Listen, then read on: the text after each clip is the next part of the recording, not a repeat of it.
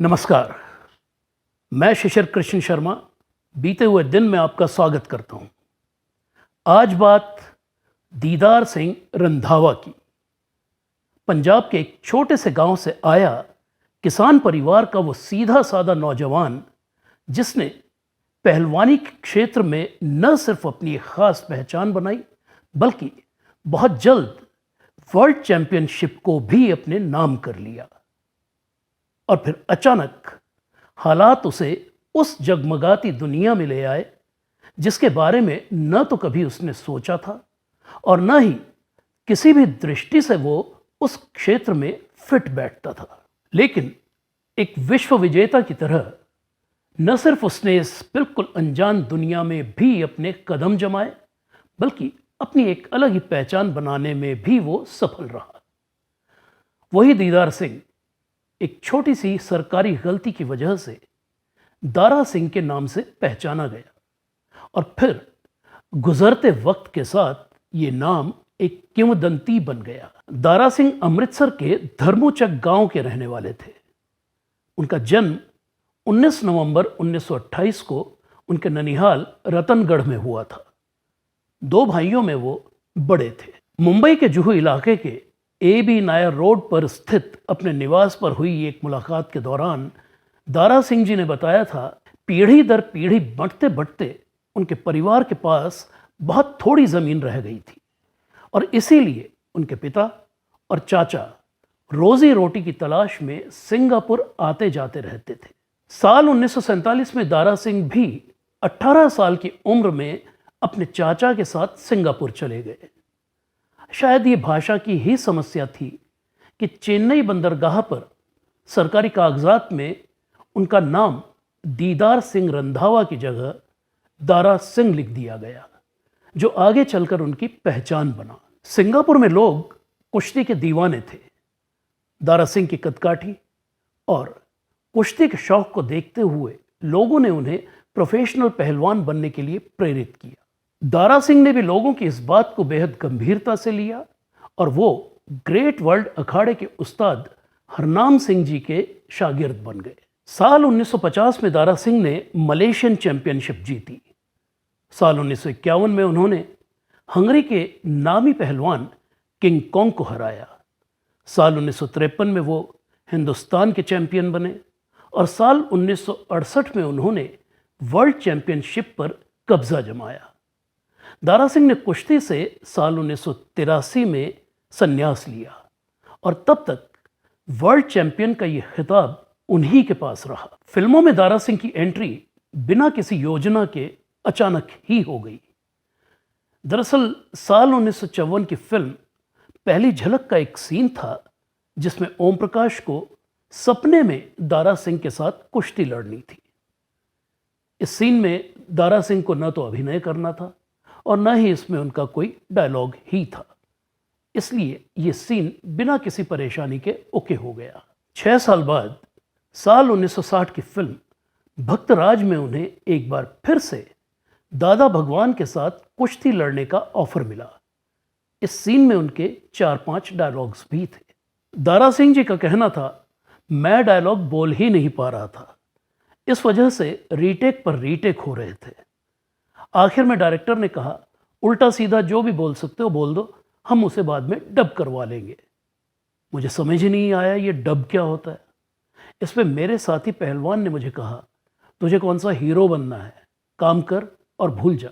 और वाकई मैंने किसी तरह वो काम निपटाया और फिर से पहलवानी में जुट गया।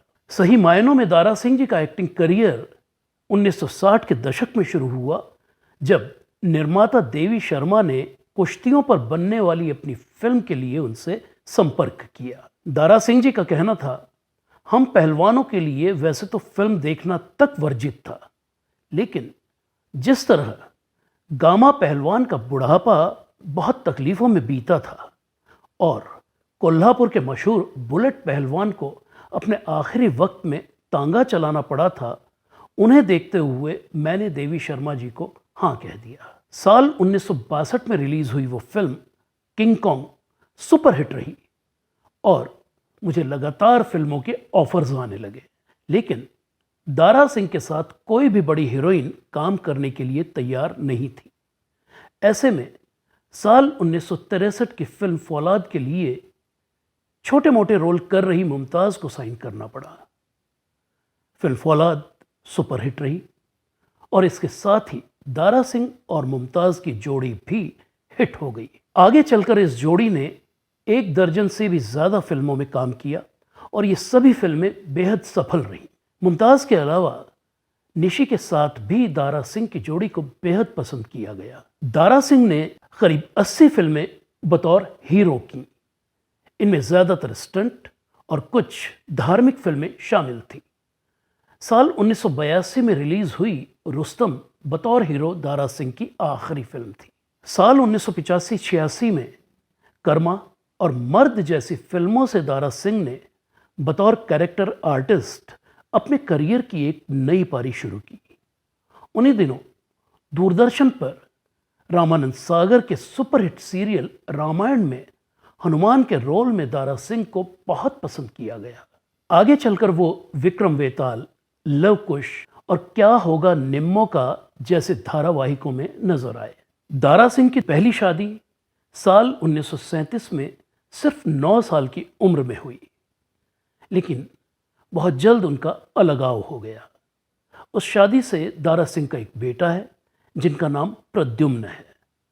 प्रद्युम्न ने रामानंद सागर की फिल्म आंखें से अभिनय की दुनिया में कदम रखा था। साल 1969 की फिल्म बंदिश में वो सोनिया साहनी के ऑपोजिट स्क्रीन नेम शैलेंद्र से बतौर हीरो नजर आए। उसके बाद साल 1971 में फिल्म गंगा तेरा पानी अमृत में भी उन्होंने एक अहम किरदार निभाया। साल 1945 में जन्मे प्रद्युम्न अब मेरठ में अपने फार्म हाउस में रहते हैं। दारा सिंह की दूसरी शादी साल 1961 में अमृतसर के रहने वाली सुरजीत कौर औलख से हुई। दूसरी शादी से दारा सिंह की 3 बेटियां और 2 बेटे वीरेंद्र सिंह और अमरीक सिंह हैं। वीरेंद्र सिंह भी अभिनेता हैं और विंदु के नाम से जाने जाते हैं। दारा सिंह के छोटे भाई सरदारा सिंह ने भी रंधावा के नाम से पहलवानी में खासा नाम कमाया और फिर वो भी फिल्मों में आ गए। उनकी शादी मुमताज़ की छोटी बहन मल्लिका से हुई। रंधावा का बेटा शाद रंधावा भी एक अभिनेता है जिसे हम वो लम्हे, आवारापन, आशिकी 2 और मस्तीज़ादे जैसी फिल्मों से जानते हैं। दारा सिंह बतौर निर्माता भी बेहद सफल रहे। उन्होंने नसीहत, नानक दुखिया सब संसार, मेरा देश मेरा धर्म, किसान और भगवान, धन्ना जट, करण और रुस्तम जैसी 1 दर्जन से भी ज़्यादा फिल्मों का निर्माण किया। दारा सिंह ने बतौर कैरेक्टर आर्टिस्ट 50 से भी ज़्यादा फिल्में की। उनकी आखिरी फिल्म साल 2012 की अता पता लापता थी। एक पहलवान, अभिनेता और फिल्म निर्माता के रूप में सफल जीवन जीने वाले दारा सिंह जी का कद अत्यंत विराट था। इसके बावजूद वो पूरी तरह ज़मीन से जुड़े हुए व्यक्ति थे। हंसमुख, मृदुभाषी, सीधे साधे। वो कई साल सिने एंड टीवी आर्टिस्ट एसोसिएशन यानी सिंटा के अध्यक्ष पद पर रहे। दारा सिंह जी का निधन 12 जुलाई 2012 को 84 साल की उम्र में मुंबई में हुआ। उनके हस्ताक्षरों से युक्त सिंटा का मेंबरशिप कार्ड मेरे लिए किसी धरोहर से कम नहीं है। तो ये थी कहानी अपने जीवन काल में ही एक किंवदंती बन चुके विराट व्यक्तित्व दारा सिंह की। दारा सिंह जी के डिटेल्ड इंटरव्यू का ब्लॉग बीते हुए दिन का लिंक इस वीडियो के साथ डिस्क्रिप्शन में दिया गया है। तो मिलते हैं बहुत जल्द हिंदी सिनेमा की किसी और भूली बिसरी दास्तान, किसी और भूली बिसरी शख्सियत की कहानी लेकर। तब तक के लिए इजाज़त दीजिए। नमस्कार। ब्लॉग बीते हुए दिन अब किताब की शक्ल में गुजरे दौर की 30 अभिनेत्रियों के इंटरव्यूज़ लेकर। डिटेल्स इस वीडियो के साथ डिस्क्रिप्शन में देखिए। हिंदी सिनेमा के बीते हुए दिनों में लौटने के लिए इस चैनल को सब्सक्राइब करें और बेल आइकन भी ज़रूर दबाएं। धन्यवाद।